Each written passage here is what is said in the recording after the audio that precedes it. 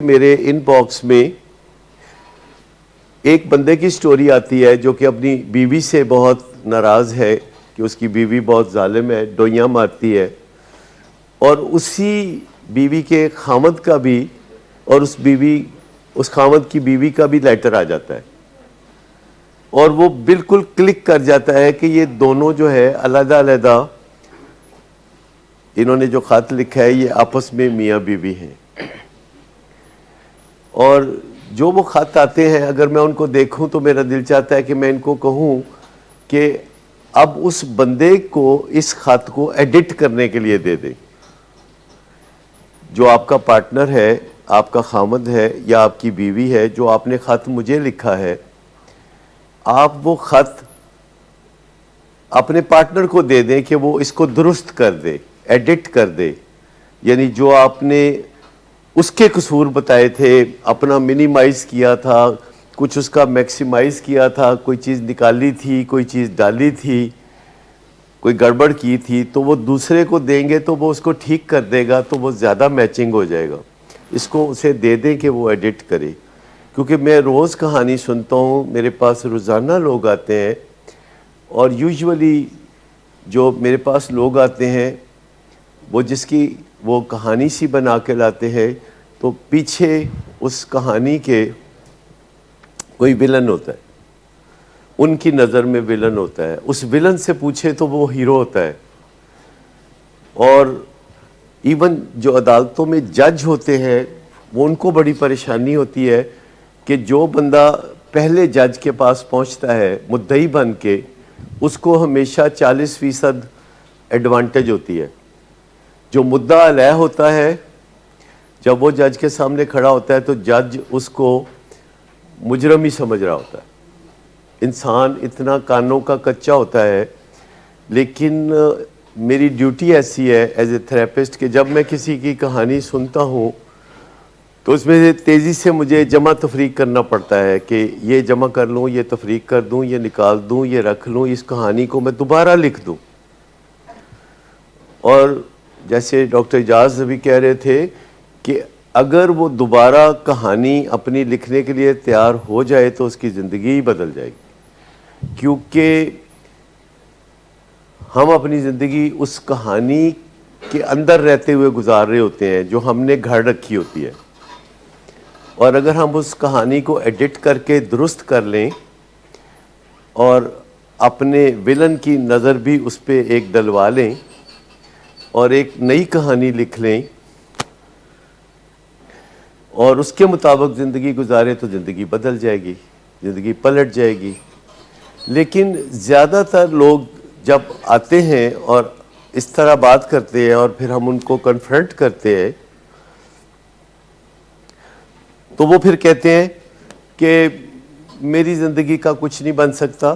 ہم کہتے ہیں آپ ایسا کیا کریں، صبح کی واک کیا کریں۔ کہتے ہیں کون اٹھے تھے، کون واک کرے، موسم کتنا ٹھنڈا ہے، کچھ نہیں ہو سکتا۔ میں کہتا ہوں اچھا کچھ دوست بنا لیں، ہو سکتا ہے کہ وہ آپ کی زندگی میں رونق لے آئیں۔ کہتے ہیں وہ ٹھیک بات ہے، لیکن لوگ بہت انوائنگ ہوتے ہیں، لوگ دوست بنانے کے قابل نہیں ہیں۔ آپ انہیں کچھ بھی کہہ دیں، انہوں نے فوراً جو ہے مچھلی کی طرح آپ کے ہاتھ سے نکلنا ہے۔ اور پھر ایسے لوگوں کے لیے میں پھر وہ بات کرتا ہوں جو میں نے تبلیغی جماعت کا ایک کورس کیا تھا تو وہاں سے میں نے سیکھی تھی کہ جب آپ کو کسی بات کا جواب نہ سمجھ میں آئے تو پھر آپ اگلے بندے کو کہیں سب کچھ ایتھے ہی رہ جانا ہے، کچھ نہیں بچنا سی، سارے ہم مر جانا ہے، سب کچھ ایتھے ہی رہ جانا ہے۔ اور آپ جب 3 دفعہ جب کہیں گے نا سب کچھ ایتھے ہی رہ جانا ہے تو وہ کہتا ہے میری فیس ہی واپس کر دو، ایتھے نہ کدھرے رہ جائے میری فیس۔ اور پھر صحیح کہانی شروع ہو جاتی ہے اور بات وہ سننے لگتے ہیں آہستہ آہستہ، اور میں ان کو کہتا ہوں کہ اپنی کہانی کو ایڈٹ کر لیں، اسے ری رائٹ کر لیں، کیونکہ ہم اپنی ریالٹی کے مطابق زندگی نہیں گزار رہے ہوتے، ہم اپنی گھڑی ہوئی کہانی کے مطابق زندگی گزار رہے ہوتے ہیں، اور اس سے وہی نتائج نکل رہے ہوتے ہیں جو اس کہانی میں بتائے جا رہے ہوتے ہیں۔ اور جب ہم اپنی کہانی کو بدل لیں گے تو فطری طور پر آپ سمجھ لیں کہ ہماری زندگی کا رخ بدلنا شروع ہو جائے گا. ہماری کہانیاں ہماری زندگی کو شیپ اپ کرتی ہیں.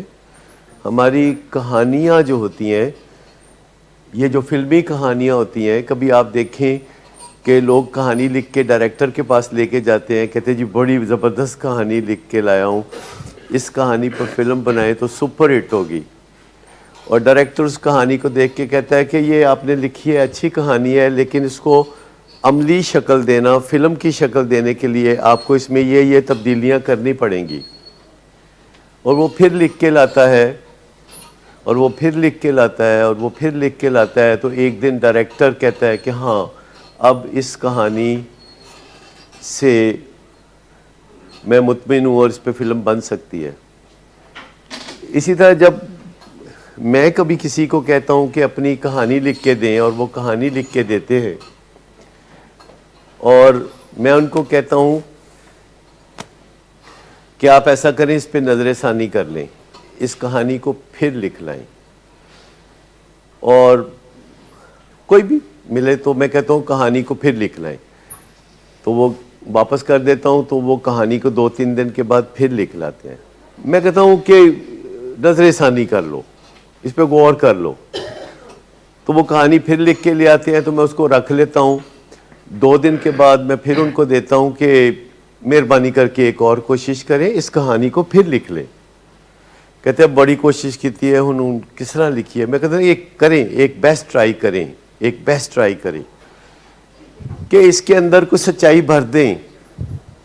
کیونکہ ہم سب لوگ جو ہیں بہت ڈیفینسو ہوتے ہیں، بہت ڈیلوژنل ہوتے ہیں میرے سمیت، اور اپنی کہانی میں ڈنڈی مارتے ہیں، بہت زیادہ، بہت ڈنڈیاں مارتے ہیں انسان اپنی کہانیوں میں. ٹھیک. تو جب 3 دن کے بعد وہ آتے ہیں پھر لے کے واپس میرے پاس، کہتے ہیں لو جی اب بڑی بہترین کوشش کی ہے. میں پھر اس کو کہانی کو لے کے رکھ لیتا ہوں اپنے پاس، اور 4-5 دن کے بعد ان کو پھر بلا کے کہتا ہوں کہ نہیں ایک آخری کوشش ضرور کر لو. اور وہ سٹپٹا جاتے ہیں اور وہ گھبرا جاتے ہیں، اور پھر مجبوراً پکڑ کے وہ لے جاتے ہیں اپنی کہانی. اور پھر چند دن کے بعد وہ کہانی لکھ کے میرے پاس ایڈٹ کر کے میرے پاس نئے سرے سے لے آتے ہیں، اور کہتے ہیں لو جی ہن میں آخری کوشش کیتی ہے تے ہن نہ مینوں کہنا کہ ہے پھر میں کوئی انو ایڈٹ کراں یا نظر ثانی کراں. ہن میں بڑی کوشش کر کے آخری کوشش کیتی ہے. میں نے کہا اچھا آخری کوشش کیتی ہے؟ کہندے نے ہاں. میں کہا پھر میں پڑھ ہی لینا. میں کہتا یہ پڑھ لیتا ہوں. میں کہتا اچھا اگر آپ نے یہ 5ویں کوشش جو کی ہے بڑی زبردست کی ہے، آخری کوشش کی ہے آپ نے، تو پھر بہتر ہے کہ میں اس کو پڑھ لیتا ہوں. اور جب میں اس کو پڑھتا ہوں تو وہ واقعی اچھی ہوتی ہے. پھر میں اس میں بتاتا ہوں کہ اچھا اس کو یوں کر لیں، اس کو یوں کر لیں. لیکن زیادہ تر مسئلہ انہی کے ساتھ پیش آتا ہے جو پھنسے رہنا چاہتے ہیں دلدل میں، نکلنا نہیں چاہتے پر شکایتیں بہت کرتے ہیں. یہ بھی بہت بڑا مسئلہ ہے، جن کو میں کہتا ہوں کہ سب کچھ ایتھے ہی رہ جانا ہے، کچھ نہیں بچنا، مر جانا اسی سارے نے، ایتھے ہی رہ جانا ہے سارا کچھ.